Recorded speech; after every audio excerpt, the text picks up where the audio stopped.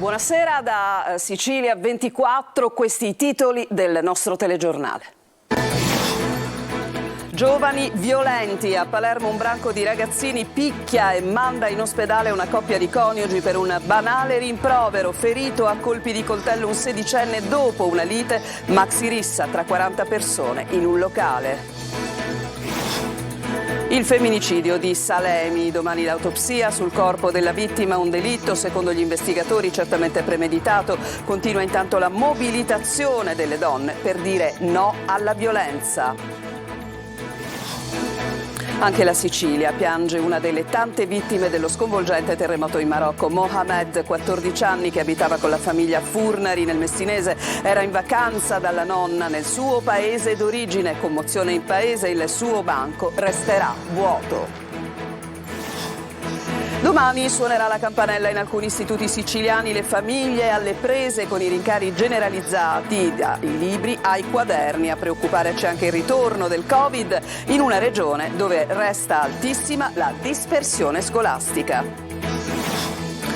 Brutto inizio per la scuola a Palermo, rubati climatizzatori alla Giovanni Falcone nel quartiere Zen, diversi gli istituti vandalizzati.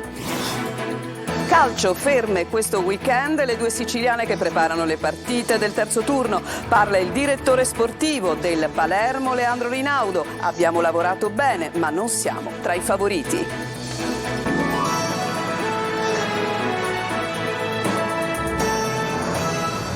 Ancora ben trovati, violenza gratuita, aggressioni per futili motivi a tutte le ore del giorno e della notte in pieno centro cittadino. È il nuovo allarme che vive la città di Palermo ed è un allarme che va sotto il nome del rischio baby gang. L'ultima brutta avventura è occorsa a una coppia che aveva chiesto a un gruppo di ragazzini di smetterla di fare rumore. Sono stati accerchiati, picchiati e sono finiti in ospedale. Manlio Viola.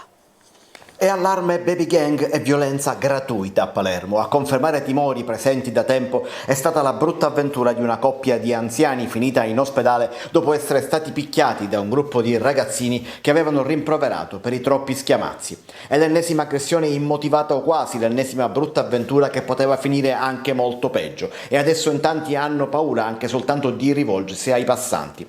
Marito e moglie, 63 e 50 anni, sono stati soccorsi dai sanitari del 118 e trasportati all'ospedale civico. La prognosi è di 12 e di 7 giorni per traumi facciali e trauma cranico e per diverse contusioni. È successo a due passi dalla cittadella universitaria di Via Ernesto Basile in via Emilio D'Angelo. Le indagini sono condotte dai carabinieri. Marito e moglie, stanchi delle urla dei due ragazzini, avevano chiesto di fare silenzio. Ne è nata prima una discussione verbale, poi i ragazzini li hanno accerchiati e colpiti più volte. Le aggressioni da parte dei giovanissimi sono ormai all'ordine del giorno e c'è paura in città. Per la procura dei minori si tratta di un'emergenza baby gang sulla quale le forze dell'ordine hanno posto la loro attenzione. Sciami di ragazzini che aggrediscono chiunque anche senza motivo alcuno, soltanto per divertimento, e che spesso entrano in contrasto anche fra di loro, dando vita a risse pomeridiani o serali per le vie del centro in tutte le giornate. E sempre a Palermo c'è stato un altro fatto di cronaca che riguarda il tema della violenza giovanile. Un ragazzo di 16 anni è rimasto ferito infatti a colpi di coltello al viso e a un braccio la notte scorsa in piazza Don Sturzo. Ha raccontato di essere stato aggredito da sconosciuti, ma in realtà pare ci sia stata una lite tra due gruppi di giovani fuggiti non appena è intervenuta la polizia. Non finisce qui purtroppo, perché ancora a Palermo e sempre ieri notte c'è stata una maxi rissa tra i clienti di un locale in piazza Spinuzza. Una quarantina di persone se le sono date di santa ragione, colpendosi con sedie e tavolini. Diversi i feriti che sono stati medicati al pronto soccorso. Adesso voltiamo pagina, andiamo al femminicidio di Salemi. Domani l'autopsia sul corpo della vittima, che servirà a scoprire ulteriori dettagli, ulteriori particolari sulle modalità dell'uccisione di un delitto che secondo gli inquirenti è stato certamente premeditato. Intanto continua la mobilitazione delle donne che dicono no alla violenza. Simona Mazzone. Sarà effettuata lunedì l'autopsia sul corpo di Marisa Leo per chiarire alcuni aspetti. Se i colpi di fucile che l'hanno uccisa sono stati 2 o 3, ad esempio. Intanto dal punto di vista giuridico il cerchio si è chiuso attorno all'ex compagno Angelo Reina, che dopo averla freddata nell'azienda di famiglia in contrada Farla al confine tra Mazara e Marsala, dove le aveva dato appuntamento, ha percorso alcuni chilometri e si è tolto la vita con la stessa arma. Ma le indagini ancora proseguono, sono emersi infatti altri dettagli che possono aiutare a ricostruire le ultime ore di entrambi. Intanto l'ossessione dell'uomo per Marisa, confermata oltre che da alcune testimonianze di amici e conoscenti, anche da un investigatore privato assoldato da Reina per pedinarla. Poi la dinamica: in un'auto noleggiata dall'assassino alcune settimane prima del delitto sono stati trovati alcuni proiettili della stessa arma usata per uccidere la donna, mentre a bordo della macchina utilizzata la sera dell'omicidio-suicidio, oltre al fucile è stata trovata una pistola. E il giallo dei cellulari: non sono stati trovati ancora i telefonini di entrambi da nessuna parte. In questa vicenda l'ultimo appuntamento tra i due non era quello cosiddetto chiarificatore come si è visto in altri casi di femminicidio, perché in questo caso Angelo Reina ha chiesto a Marisa Leo di vedersi, usando come esca la presenza della figlia, che invece aveva affidato ad alcuni parenti poche ore prima. Fattore questo, insieme agli altri elementi emersi, che porta gli inquirenti verso la pista della premeditazione. Intanto sabato pomeriggio a Palermo le attiviste del gruppo Non Una di Meno, provenienti da Catania e da altre zone dell'isola, si sono ritrovate ancora una volta in una manifestazione contro la violenza, dove è stato ricordato anche il nome di Marisa, anche lei un'attivista che si occupava dei diritti delle donne. E a Salemi, località di origine della donna, venerdì prossimo si terrà una marcia organizzata in sua memoria con raduno alle 19 in piazza Padre Pio. Nel terremoto in Marocco ha perso la vita un giovane di 14 anni che viveva a Furnari nel Messinese. Il ragazzino Mohamed Sharad, lo vedete nella foto, aveva fatto ritorno in patria insieme alla sua famiglia per andare a trovare la nonna. In lutto la comunità di Furnari. Mohamed tra pochi giorni sarebbe dovuto rientrare appunto in Sicilia per l'inizio della scuola. E domani sarà il primo giorno di scuola in Sicilia per alcuni istituti che hanno deciso di anticipare gli ingressi per le prime classi, mentre a regime saranno tutti seduti tra i banchi a partire da mercoledì. Ma il rientro tra i banchi comporta anche un maggiore impegno economico per le famiglie a causa degli aumenti. I libri costeranno in media il 15% in più rispetto allo scorso anno, così come diari, zaini, penne e quaderni che hanno subito un'impennata del 10%. Timori per i genitori e anche per il ritorno del Covid con la nuova variante Aeris, che al momento non preoccupa gli esperti e che non comporta obbligo all'uso delle mascherine. La Sicilia, tra l'altro, è in maglia nera per l'abbandono scolastico. Un alunno su 5 abbandona gli studi durante l'anno. Nella città metropolitana di Catania la dispersione si attesta a una percentuale di poco superiore al 25%, dato che unitamente ai numeri della devianza giovanile pone la città a livelli di primato nazionale. E proprio per arginare la dispersione scolastica il governo ha varato un pacchetto di misure che sono contenute appunto nell'ultimo decreto. Abbiamo sentito anche Don Fortunato Di Noto, da sempre impegnato e sempre interessato al futuro dei giovani, che dice: educare significa prevenire. Sentiamo Francesco Aloi. Le lezioni riprenderanno la prossima settimana, ma non tutti manderanno i figli a scuola. La dispersione scolastica è una delle piaghe della Sicilia. In Sicilia ha una media che è il doppio di quella nazionale, con punte del 25% in alcuni contesti come quello di Catania, per esempio. È nelle periferie che si registrano le percentuali più alte. Ragazzi, ma anche bambini che non vanno a scuola. Questo spesso significa manovalanza per la criminalità. Palazzo Chigi ha varato il decreto Caivano, che ha tra gli obiettivi proprio la lotta alla dispersione scolastica. Non è un decreto che può risolvere questi problemi, è un provvedimento che ha lo scopo di reprimere in qualche modo la criminalità minorile, ma per risolvere i problemi della scuola ci vogliono soprattutto risorse, ci vogliono scelte coraggiose come quelle di ridurre il numero degli alunni per classe e aumentare il tempo scuola. Bisogna fare sempre di più, soprattutto nelle zone più disagiate delle città. A Mazzarona, Siracusa, i carabinieri hanno aperto un punto denunce con un campo da calcio nel cuore del rione. L'obiettivo: fare sentire la presenza dello Stato anche ai più piccoli. Ma esempi come questo in Sicilia ce ne sono diversi. Bisogna investire sempre di più nell'educazione dei nostri ragazzi e educare significa prevenire, significa informare, significa applicare quelle buone prassi che ci permettono veramente di evitare questi ulteriori drammi. Adesso ci spostiamo a Librino, siamo a Catania, nella periferia, dove da anni varie associazioni e i parroci lavorano contro la dispersione scolastica e per guidare i giovani verso un percorso di legalità. Tra questi padre Duilio, che appunto abbiamo raggiunto appunto ai nostri microfoni, e ha dichiarato bene il decreto, ma dobbiamo ripartire dall'educazione dei ragazzi. Andiamo a sentire il servizio di Emanuela Corsi. È un quartiere dove c'è tanto bisogno, ci sono tantissime brave persone che veramente ho avuto modo di apprezzare in questi mesi e ovviamente ci sono anche delle criticità che noi cerchiamo per quel poco che possiamo, cerchiamo di aiutare. Librino, con i suoi 70.000 abitanti, è uno dei quartieri più popolosi ma anche più difficili di Catania. Qui siamo nella periferia del capoluogo catanese, lontani dal centro, dove però c'è la vita oltre il degrado. Sono tante le associazioni che da anni operano sul territorio per aiutare chi è in difficoltà e soprattutto per seguire i giovani che vivono in una situazione di disagio e rischio sociale, accompagnandoli verso un percorso di legalità. Tra questi c'è anche padre Duilio, che da circa un anno guida la comunità parrocchiale della chiesa Resurrezione del Signore nel viale Castagnola. Il governo ha varato un decreto, il cosiddetto decreto Caivano. Caivano potrebbe essere Librino, come potrebbe essere qualsiasi quartiere d'Italia. È giusto inasprire le pene o bisogna invece intervenire diversamente? E in questi giorni io ho letto il decreto, ho cercato di fare una piccola riflessione mia personale. Innanzitutto vanno apprezzati tutti gli sforzi che vengono fatti per il bene comune. Perché non investire nell'educazione? Qui c'è la Mary Poppins, che ancora resiste, ma ha dei ragazzi, bambini anche del quartiere con difficoltà, che hanno bisogno di aiuto. Ma là c'è il bello. Tutti insieme, si mangia insieme, si sta insieme, si rispetta il compagnetto. Ci sono questi strumenti e noi li distruggiamo. Se si investe di più sull'educazione, non sarebbe meglio? Il frutto si vedrebbe fra qualche anno, ma si vedrebbe certamente, perché aiutiamo questi bambini a capire qualcosa.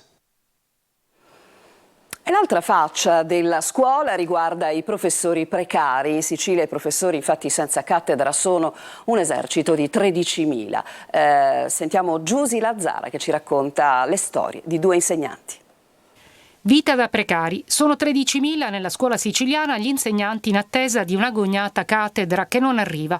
Un esercito di precari storici con anni di servizio alle spalle e mai un contratto a tempo indeterminato.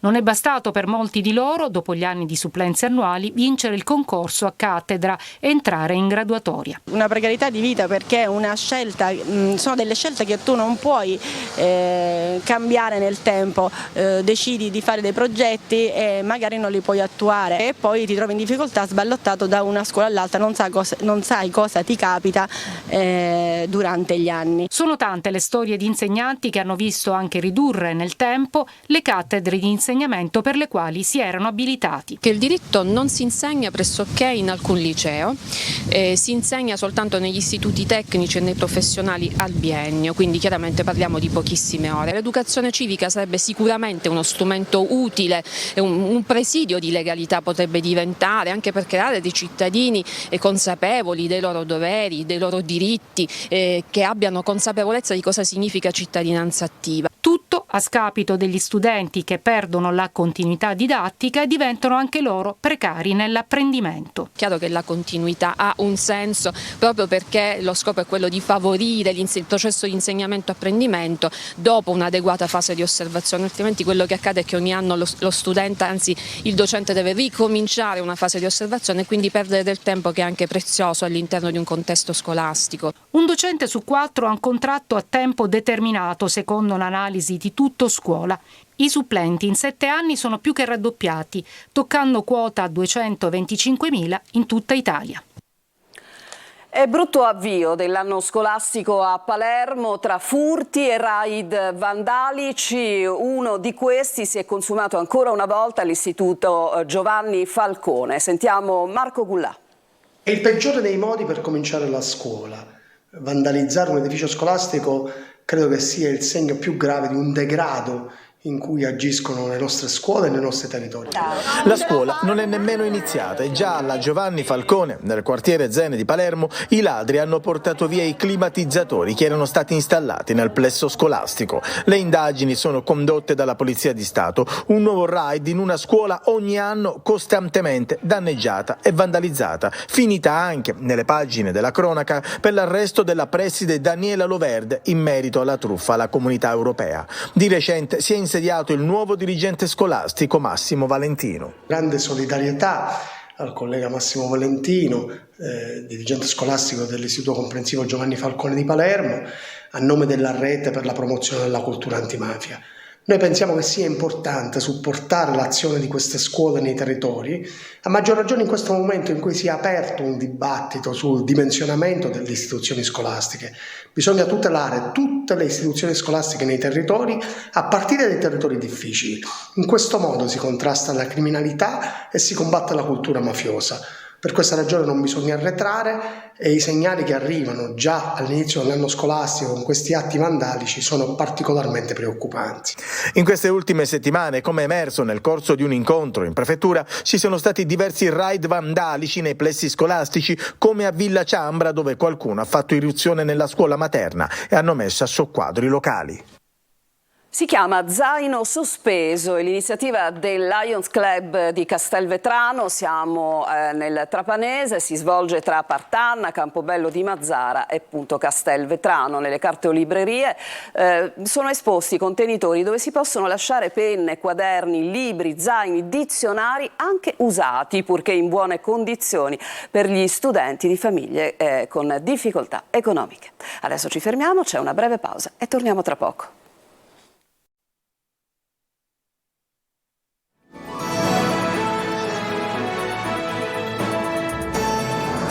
Siamo tornati in studio e sono ripresi soccorsi e sbarchi a Lampedusa dopo 5 giorni di stop a causa delle condizioni del mare. La nave Ocean Viking ha salvato infatti 69 migranti che si trovavano a bordo di una barca in legno e la Sea Punk altri 150 che erano su un altro natante. C'è stato un drammatico imprevisto durante un altro intervento, si è infatti forato il battello gonfiabile della ONG carico di profughi, ma per fortuna tutto si è risolto per il meglio. Il gruppo di persone che si trovavano in difficoltà è stato messo in salvo. Diminuiscono le nascite, in 10 anni i giovani sono calati di praticamente 1 milione, in testa, neanche a dirlo, al calo demografico ci sono le regioni del sud. Simone Mazzone. La crisi demografica si sta facendo sentire. Negli ultimi 10 anni è sceso di quasi 1 milione nel nostro paese il numero dei giovani tra i 15 e i 34 anni. In Sicilia il maggiore calo. Si parla di un esercito di quasi 200.000 ragazzi.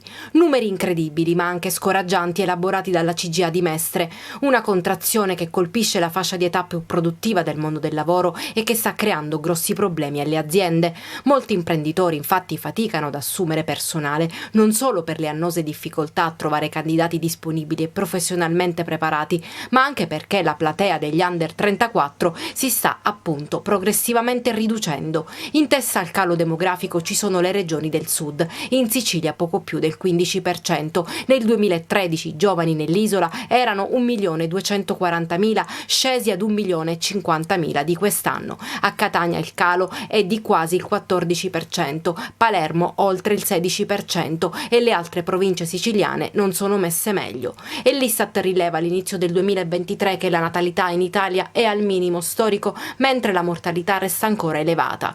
A questo si aggiunge anche il fenomeno della fuga dei cervelli, giovani demotivati che non trovano occupazione e cercano altrove fuori dall'Italia. Quale può essere la soluzione? Bisogna investire con una chiara strategia, non per trattenere a forza i nostri giovani, ma per creare condizioni invece affinché le regioni meridionali siano attrattive, possano attrarre capitali, possono attrarre talenti, possono attrarre professionalità. E per far questo bisogna superare innanzitutto la condizione di mismatch, cioè quel mancato allineamento fra le competenze possedute dai giovani e quelle richieste dalle imprese e viceversa. Realizzando questo allineamento già una parte della fuga dei cervelli viene arrestata. Le imprese devono fare la propria parte, investendo nell'innovazione. Bisogna da parte delle imprese investire in innovazione per capire che ormai l'approccio dei giovani, soprattutto della generazione Z, col mondo del lavoro è cambiato.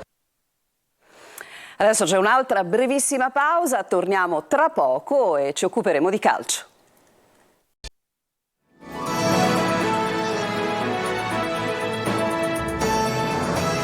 Ancora in studio, in chiusura il calcio, nel fine settimana si è giocato il secondo turno del campionato appunto di calcio di Serie C, ma senza le siciliane che appunto non hanno giocato, ma le squadre stanno già preparando le partite del terzo turno. Sentiamo Marco Carli.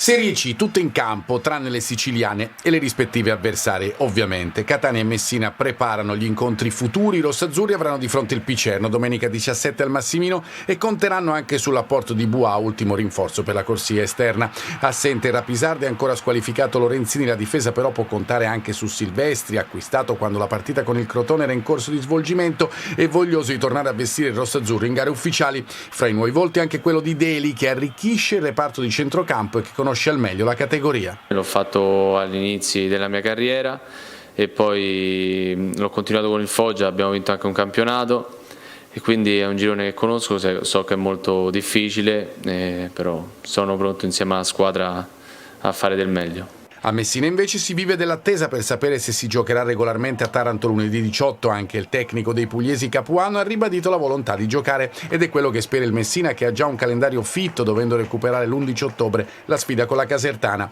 Lunedì al Marullo di Visconte è prevista un amichevole con il Valletta Football Club, squadra della Serie A maltese. Ortisi studia il nuovo ruolo sulla corsia mancina affidatogli da Modica. È il primo mister che mi inventa in quella posizione. E quindi io in settimana, a giorni, lavorerò e vediamo cosa succederà. Noi in settimana spingiamo come se fosse sempre partita domenica, quindi o settimana prossima, tra 2 settimane noi saremo pronti. Un mercato da top per la promozione in Serie A. A parlare è Leandro Rinaudo, il direttore sportivo del Palermo, che sostiene che il Palermo abbia lavorato bene ma non risulta tra i favoriti. Marco Gullà. La sosta sta permettendo al Palermo e a Eugenio Corini di lavorare in serenità e fare il pieno in vista della ripresa del campionato che per i rosa sarà sabato ad Ascoli. Intanto il DS Leandro Rinaudo fa il punto della situazione spiegando la strategia del rosanero sul mercato e soffermandosi anche sulla conferma di Corini per questa stagione. Vogliamo essere sicuramente competitivi per la Serie A sin dall'inizio. Il campionato di Serie B è un campionato difficile e imprevedibile, lo abbiamo visto lo scorso anno, sicuramente non ci riteniamo la favorita. Le squadre che sono retrocesse dalla Serie A sicuramente partiranno in vantaggio, come si è visto lo scorso anno c'è sempre qualche sorpresa. Di sicuro per vincere un campionato non bastano solamente i nomi importanti, ma l'unità di intenti tra squadra, club e tifosi. Affari spenti quindi, ma con la consapevolezza di aver allestito una squadra che può serenamente veleggiare nelle zone alte della classifica. Il lavoro sul mercato è iniziato prima della fine del campionato dello scorso anno, mantenendo lo zoccolo duro della scorsa stagione che ha dimostrato di poter essere competitivo per il campionato di Serie B, e poi ci siamo mossi in 2 direzioni, con l'innesto di giocatori importanti per la Serie B che hanno vinto il campionato appunto di Serie B. E la seconda direzione è stata quella di mettere dentro dei giocatori giovani di grande valore, di grande prospettiva, che potessero dare un contributo importante sin da subito. Corini, in vista di Ascoli, spera nel recupero di Insigne. Il calciatore ha rimediato una lesione all'adduttore e sta accelerando per poter essere quantomeno convocato. Preparazione che per i siciliani riprenderà domani. Con questo servizio si chiude questa edizione di Sicilia 24. A tutti voi grazie per averci seguito e buon proseguimento di serata.